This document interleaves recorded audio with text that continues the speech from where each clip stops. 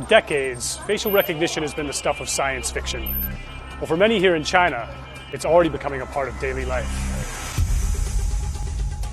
Thanks to huge advances in artificial intelligence, people here can use their faces to log into mobile apps, access office buildings, and take money out of ATMs. At this KFC in Beijing, you can even use your face to get meal recommendations. Not all of the applications are so mundane. Police are also using the technology to shame jaywalkers and to scan crowds for persons of interest.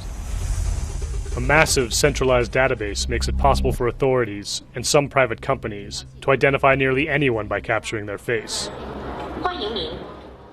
Access to these photos is a boon to companies like search giant Baidu, which is using them to build a range of products. There is a data set maintained by government.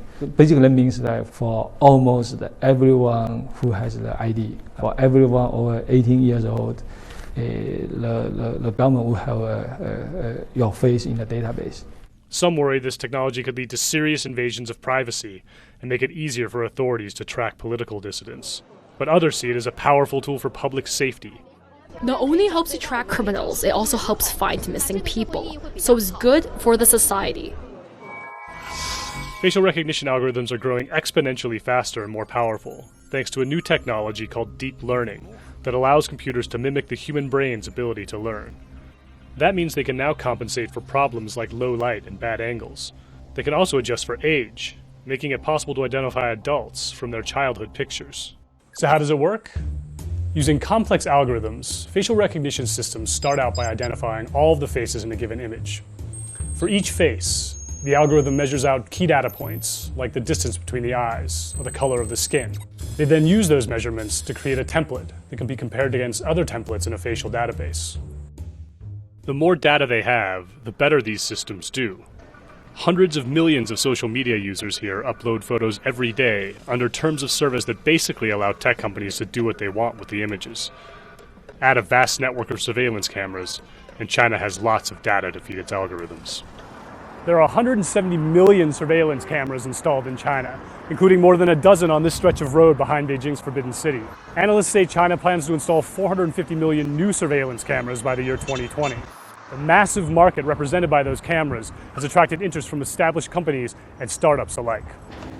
At one facial recognition startup, SenseTime, employees' faces are scanned at the door. Inside, the company displays a system that serves up advertisements based on a person's age and gender. And a Nikon. I do like photography. Not unlike the ads in a certain Tom Cruise movie. You could use a Guinness right about now. The company also sells more serious tools, capable of tracking both people and objects. This is a live feed recorded by this camera. It recognizes different attributes of people, a car, or bicycles. This is actually very useful for the police department to extract information from the videos. Basically, it makes the video searchable.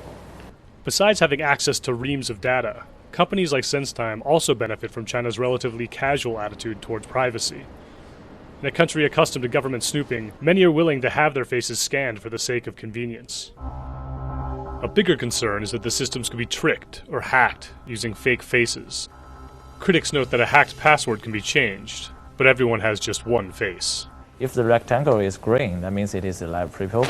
And if the rectangle is red, it is a attack or hack, actually. When our systems first go online, we do suffer from a huge volume of a huge amount of hack. But by collecting sufficient hack data, I think the machine can tell whether it is a hack behavior or it is a true person.